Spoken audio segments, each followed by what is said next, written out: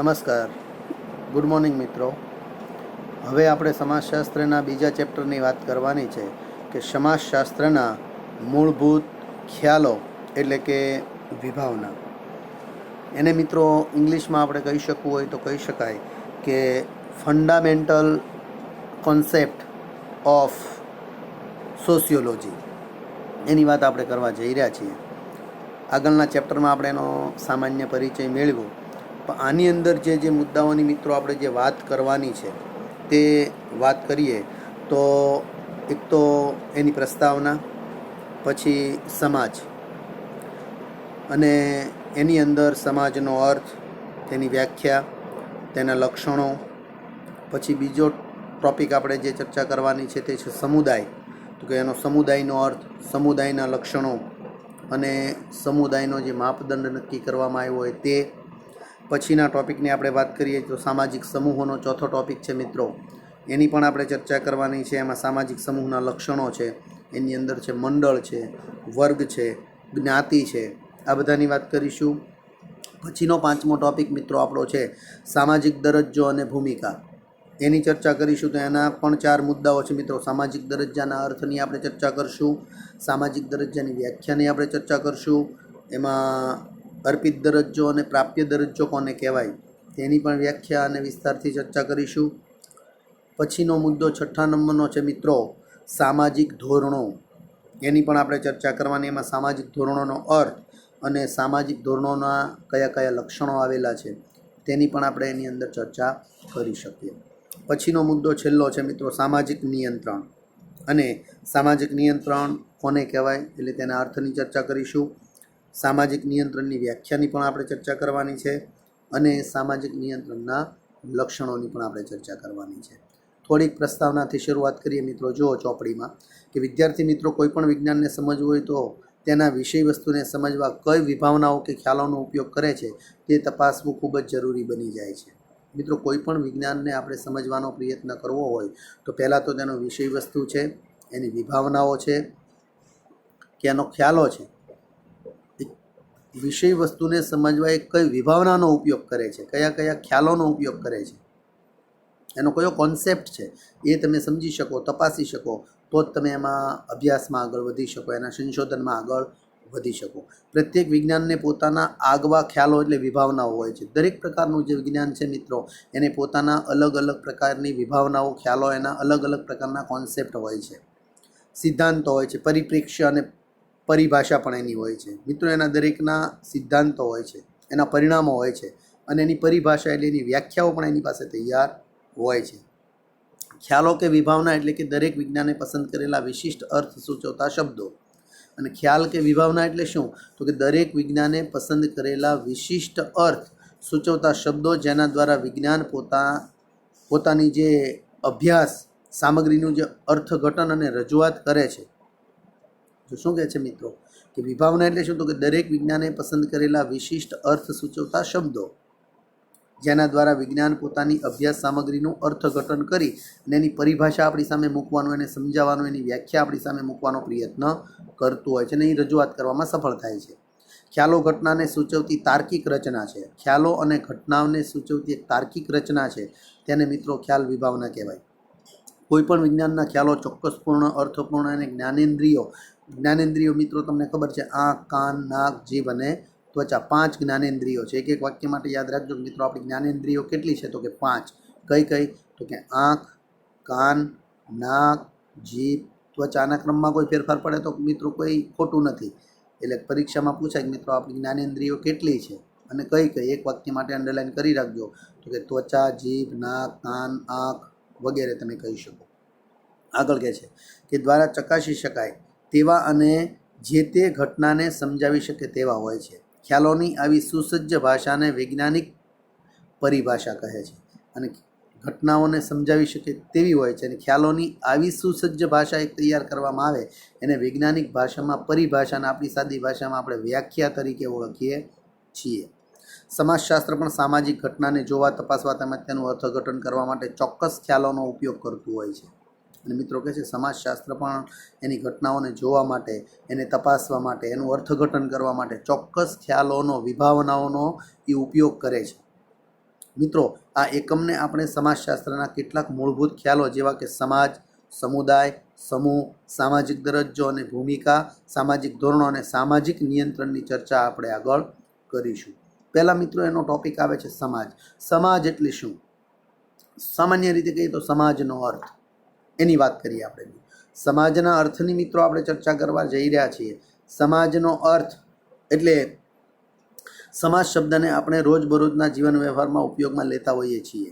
હવે સમાજ સમાજ સમાજ એમ આપણે રોજિંદા વ્યવહારની અંદર આ શબ્દને આપણે બધા ટેવાઈ ગયા છીએ, બહુ બધી વાર સાંભળ્યો છે, એમ ઉપયોગમાં લેતા હોઈએ છીએ વારંવાર.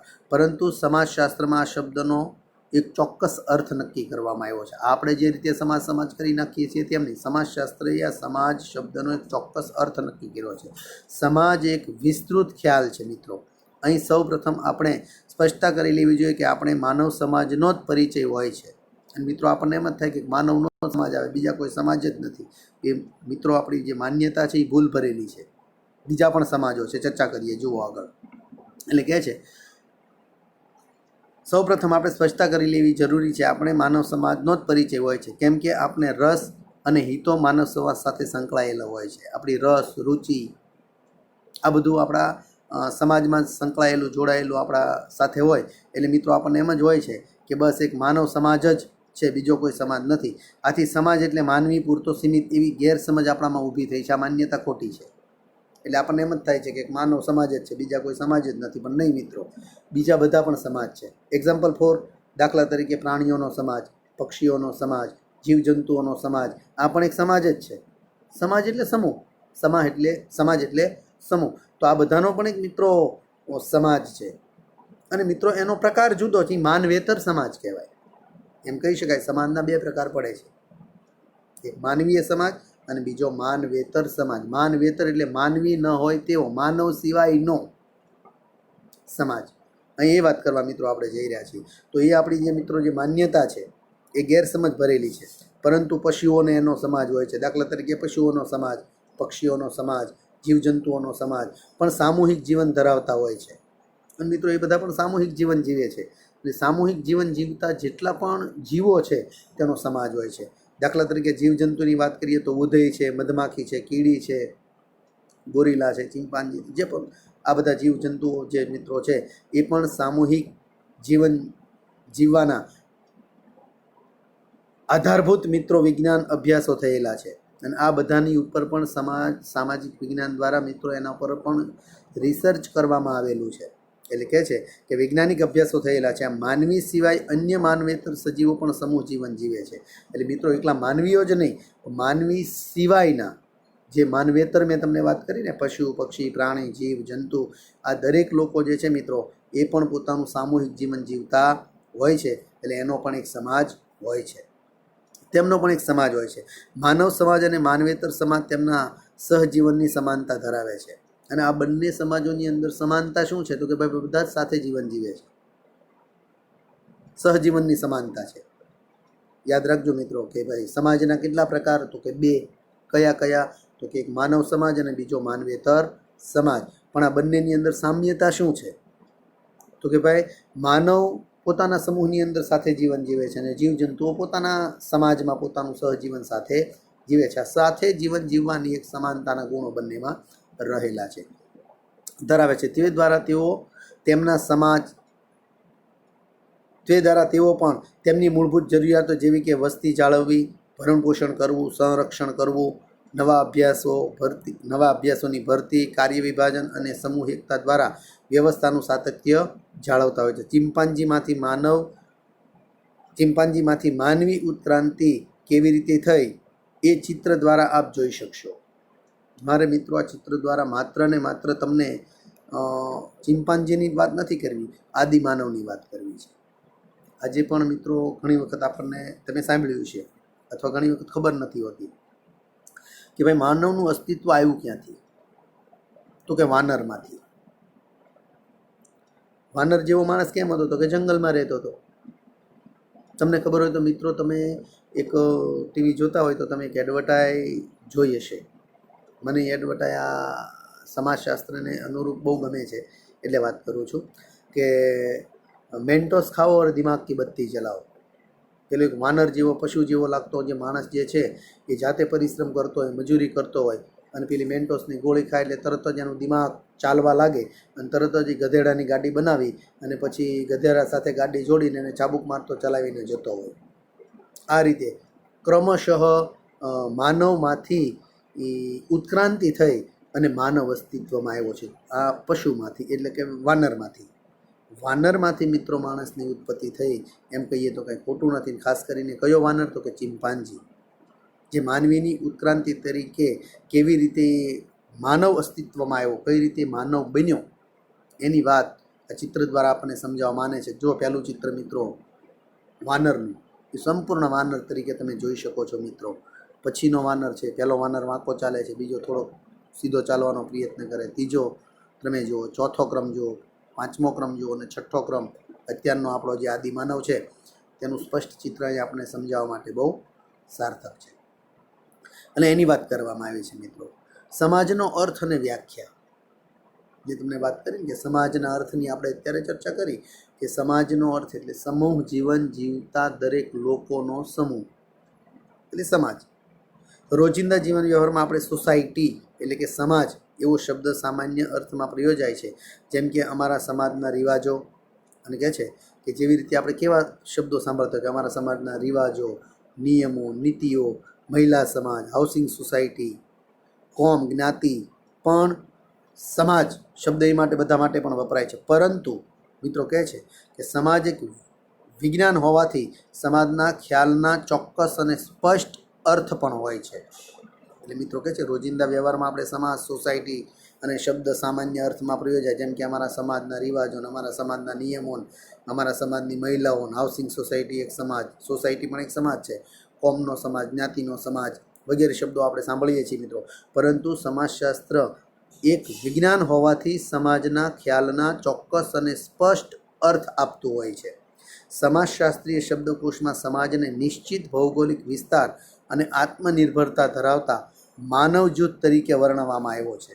અને કહે છે કે સમાજશાસ્ત્રીય શબ્દકોશ દ્વારા જો મિત્રો આપણે એને સમજવાનો પ્રયત્ન કરીએ તો અહીંયા મિત્રો એમ સમજાવે છે આપણને કે શબ્દકોશને સામાજિક નિશ્ચિત ભૌગોલિક વિસ્તારને આત્મનિર્ભરતા ધરાવતા માનવ જૂથ તરીકે વર્ણવવામાં આવે છે, તેને સમાજ કહેવાય. મેકાઈવર અને પેજ નામના સમાજશાસ્ત્રી સમાજને સ્થાપિત સામાજિક સંબંધોની હંમેશા પરિવર્તન પામતી વ્યવસ્થા તરીકે ઓળખાવે છે, પરિભાષિત કરે છે, એટલે વ્યાખ્યા આપે છે. મેકાઈવર અને પેજ નામના જે સમાજશાસ્ત્રીઓ છે ને મિત્રો, એ સમાજને સ્થાપિત સમાજ સંબંધોની હંમેશા પરિવર્તન પામતી વ્યવસ્થા છે એમ એની વ્યાખ્યા આપે છે. બીજી મિત્રો જો આપણે વાત કરીએ તો સમાજની આપણે જો વાત કરીએ તો સમાજ એક સામાજિક સંબંધોનું એવું જટિલ ગુંથન. સમાજશાસ્ત્રની મિત્રો તમને વાત કરું તો એ એક દરેક માનવોથી જોડાયેલું મિત્રો એક માનવીના અંદરોઅંદરના જે સંબંધોનો મિત્રો એવું જટિલ ગુંફન છે કે જેના દ્વારા દરેક માનવી છે ને એ અન્ય માનવી સાથે પરસ્પર સંકળાયેલો રહે છે. અહીંની વાત કરે છે મિત્રો.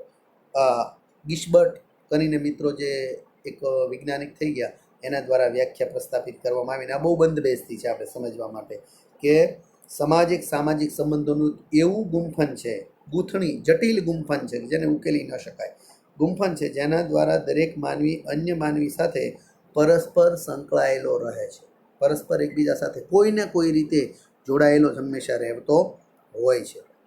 એટલે કહે છે કે આ રીતે આ વૈજ્ઞાનિકો મિત્રો જે છે એની વ્યાખ્યા આપીને પરિભાષિત કરવાનો પ્રયત્ન કરે છે. આ માનવ સમાજ પ્રાદેશિક જૂથ કે માનવીઓનું એકત્રીકરણ નથી, પરંતુ સામાજિક સંબંધોની જટિલ અને પરિવર્તન પામતી વ્યવસ્થા એટલે સમાજ. સમાજ એક સાર્વત્રિક અને સર્વવ્યાપી છે. સમાજ છે મિત્રો સાર્વત્રિક હોય છે, સર્વવ્યાપી, દરેક જગ્યાએ ફેલાયેલો હોય છે, જેને તેની સંસ્કૃતિની વિશિષ્ટતાને કારણે માનવેતર સમાજથી જુદો પાડે છે. હવે માનવીય સમાજને માનવેતર સમાજ એકબીજાથી કઈ રીતે અલગ પડે છે? તો એની જે સંસ્કૃતિની જે વિશિષ્ટતા જે છે એના આધારે મિત્રો પશુ પક્ષી પ્રાણીઓનો સમાજ અને માનવીઓનો સમાજ એ બંનેથી અલગ પડતા આપણને જોવા મળે છે. હવે મિત્રો આગળ આપણે વાત કરીએ, પહેલાં આપણે વાત કરી સમાજનો અર્થ, બીજી વાત કરી સમાજની વ્યાખ્યા, અને પછીના ટૉપિકની આપણે વાત કરીએ તો સમાજના લક્ષણો. સમાજના લક્ષણોની આપણે વાત કરીએ તો દાખલા તરીકે એનું પહેલું લક્ષણ છે, તમે જુઓ કે સામાજિક સંબંધો. સમાજના લક્ષણોનું પહેલું લક્ષણ કયું છે? સામાજિક સંબંધો. તો માનવી માનવી વચ્ચે પરસ્પરની હાજરીમાં સભાનતાપૂર્વકના સામાજિક સંબંધો છે. માનવી માનવી વચ્ચેની પરસ્પર જે થતા વ્યવહારો છે તે મિત્રો સામાજિક સંબંધ કહેવાય છે. જે કઈ રીતે આપણે ઓળખી શકાય, સમજવાનો પ્રયત્ન કરો. તો ભાઈ સામાજિક સંબંધો એટલે શું? તો સામાજિક સંબંધો કોની કોની વચ્ચે હોય? તો કે વ્યક્તિ વ્યક્તિ વચ્ચે હોય, વ્યક્તિ અને જૂથ વચ્ચે હોય, જૂથ જૂથ વચ્ચે હોય.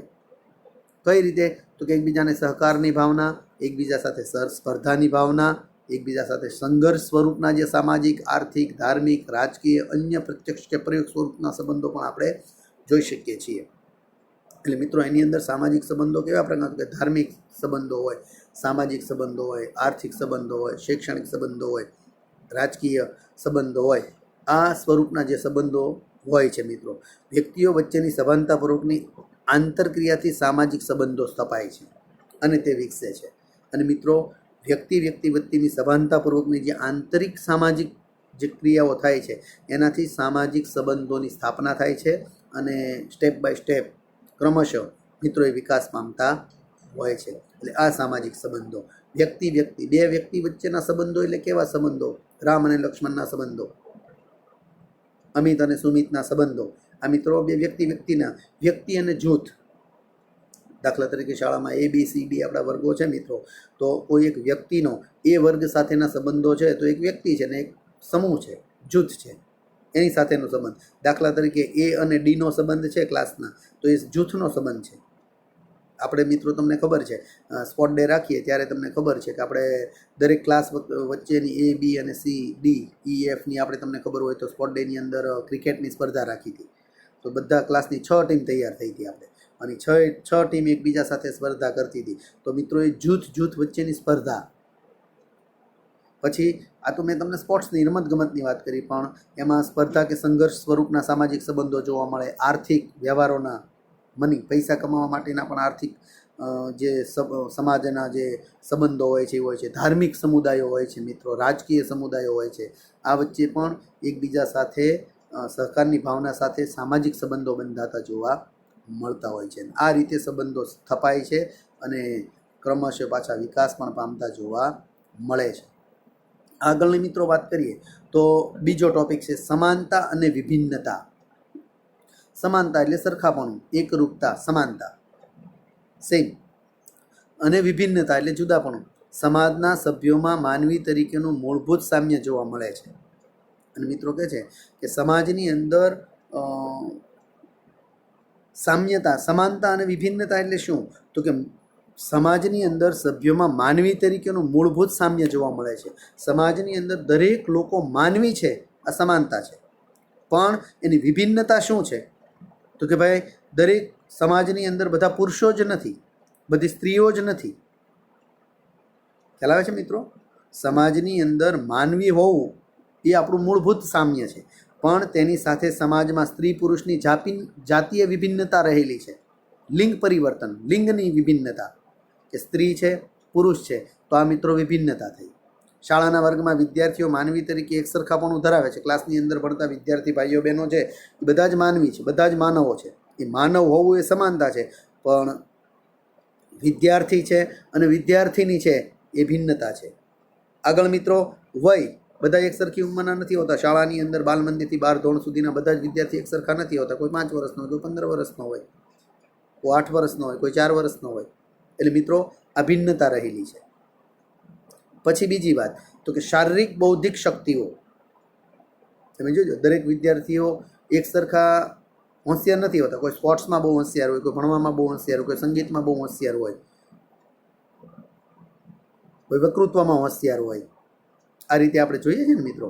તો અહીં એની વાત કરે છે કે શારીરિક બૌદ્ધિક શક્તિઓમાં પણ ભિન્નતા રહેલી હોય છે. પછી રસ,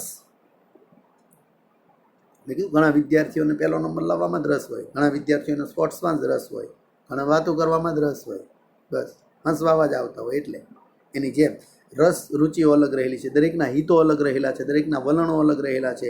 ધ્યેયમાં પણ વિભિન્નતા રહેલી હોય છે. બધા ભણે છે, કોમર્સમાં ભણે તો બધા CA જ નથી થતા, આર્ટ્સમાં ભણે તો બધા શિક્ષક જ નથી થતા. ઘણા ઘણા વિદ્યાર્થીઓનું અલગ અલગ લક્ષ્ય હોય છે, ધ્યેય, ટાર્ગેટ, લક્ષ્ય, એની વાત કરે છે. ધ્યેય પણ વિભિન્નતા જોવા મળે છે. સમાજનો ઉદ્ભવ અને સંચાલન સામ્ય અને વિભિન્નતાને કારણે જ શક્ય બને છે. અને મિત્રો, સમાજનો ઉદ્ભવ કરવા માટે, એનું સંચાલન કરવા માટે અને સમાનતાથી એની બધી જ સામ્યતા અને વિભિન્નતાને કારણે જ આ બધું શક્ય છે. આખો સમાજ એક સરખો નથી હોતો. બધા સમાજની અંદર આપણા દાખલા તરીકે કોઈ જ્ઞાતિ સમાજની વાત કરીએ તો બધા કાંઈ એક સરખો ધંધો નથી કરતા હોતા. બધા જ પોતપોતાના વ્યવસાયથી અલગ પડતા હોય છે. એટલે એની વાત કરે છે કે સમાજનો ઉદ્ભવ અને એનું સંચાલન, એની સામ્યતા અને વિભિન્નતાને કારણે જ આ શક્ય બને છે, અન્યથા શક્ય બનતું નથી. સમાજ માટે બંને અનિવાર્ય અને એકબીજાના પૂરક છે, એકબીજાના પર આધારિત. બંને સમાજ માટે જરૂરી છે. સમાજની સમાનતા પણ જરૂરી છે અને વિભિન્નતા પણ જરૂરી છે. અનિવાર્ય એટલે જરૂરી, અનિવાર્ય એટલે જરૂરી, અને એકબીજાના પૂરક એટલે એકબીજા પર આધારિત, એકબીજા પર આધારિત રહેલા છે. આ બે મુદ્દા પછી મિત્રો ત્રીજા મુદ્દાની આપણે વાત કરીએ કે જુદા જુદા જૂથો અને પેટા જૂથો. હવે મિત્રો, સમાજની અંદર જુદા જુદા પ્રકારના જૂથો જોવા મળે અને એની અંદર પેટા જૂથો પણ જોવા મળે.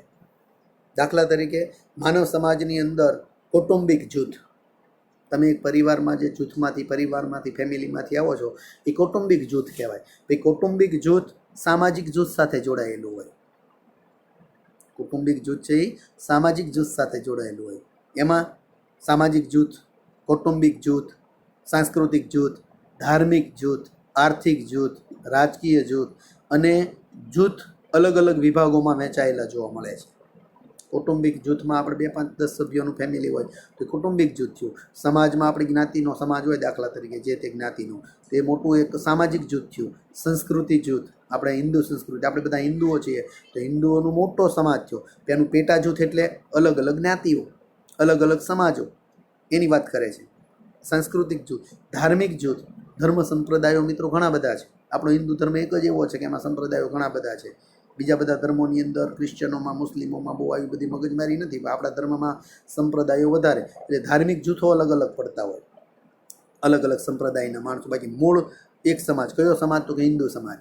એની અંદર જે ધાર્મિક સંપ્રદાયો અલગ અલગ પડતા હોય તો એ પેટા સમાજ કહેવાય મિત્રો. તો એની વાત કરે છે. અને આર્થિક સમાજ, આર્થિકમાં બધા સરખા નથી હોતા. કોઈ અમીર હોય, કોઈ મધ્યમ વર્ગ હોય, કોઈ ગરીબ વર્ગ હોય. આ આર્થિક આખો એક સમૂહ રચાય છે મિત્રો, જૂથ રચાય છે, એની વાત કરે છે. અને રાજકીય જૂથો પણ જોવા મળે છે અને જૂથ વિભાગોમાં વહેંચાયેલા હોય છે. અને દરેક જૂથો જુદા જુદા પ્રકારના વિભાગમાં વહેંચાયેલા જોવા મળે છે, જે સમાજનું મહત્ત્વનું લક્ષણ છે, જે સમાજ માટે બહુ મહત્ત્વનું લક્ષણ સાબિત થાય છે. સામાજિક જીવનની વિવિધ જરૂરિયાતો સંતોષવા માનવીઓ વચ્ચે કાર્ય વિભાજન થાય છે. અને સમાજ જીવનની વિવિધ જરૂરિયાતો સંતોષવી હોય મિત્રો તો એની અંદર માનવીઓ દ્વારા કાર્ય વિભાજન કરવામાં આવેલું હોય. આપણે બધા જ લોકો બધું કામ કરી શકતા નથી. એટલા માટે જે અલગ અલગ લોકો જે છે એ અલગ અલગ વ્યવસાયો સ્વીકારેલા છે. દાખલા તરીકે આપણે કોઈ ટ્રેનમાં, બસમાં જવું હોય તો એની માટે ડ્રાઈવરનો વ્યવસાય કોઈ સ્વીકારેલો છે તો એ જ ચલાવે. આપણે ટિકિટ લીધી કે આપણે બસ આંકવા ન બેસી જવાનું હોય. આપણે ત્યાં ગટર ઉભરાણી હોય તો જાતે ગટરમાં ઉતરીને આપણે સાફ કરવા નથી લાગતા. એની માટેનો માણસ બોલાવવો પડે છે. આપણે એમ્બ્રોઇડરીના કારખાના ચાલતા હોય તો આપણે એ ચલાવી શકીએ, એનું હેન્ડલિંગ કરી શકીએ. મજૂર તો બહારથી લાવેલા હોય છે, મજૂરી કરવાનું કામ કરે, તમે હેન્ડલિંગ કરવાનું કામ કરો, માર્કેટમાં જવાનું કામ કરો, વેચાણ કરવાનું કામ કરો.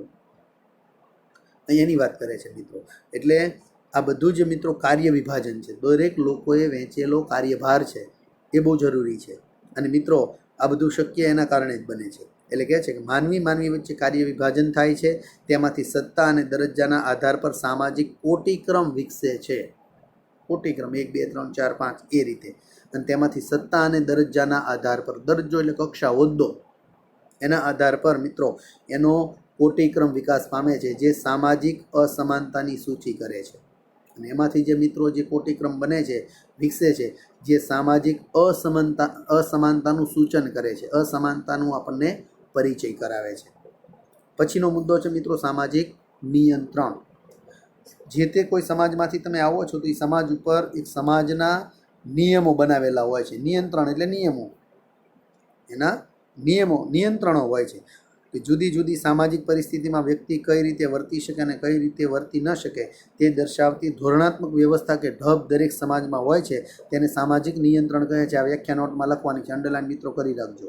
એની વાત કરે છે કે જે રીતે સામાજિક નિયંત્રણ જુદી જુદી સામાજિક પરિસ્થિતિમાં વ્યક્તિ કઈ રીતે વર્તન કરી શકે અને કઈ રીતે વર્તન ન કરી શકે એ દર્શાવતી ધોરણાત્મક વ્યવસ્થા, નિયમો બનાવેલી એક વ્યવસ્થા હોય છે જે ઢબ દરેક સમાજમાં હોય છે અને આ નિયંત્રણ વ્યવસ્થા દરેક સમાજે તૈયાર કરેલી હોય છે અને તેને સામાજિક નિયંત્રણ તરીકે ઓળખવામાં આવે છે. 1 માર્કની વ્યાખ્યા છે મિત્રો, અંડરલાઈન કરી રાખજો અને લખી નાખજો નોટમાં.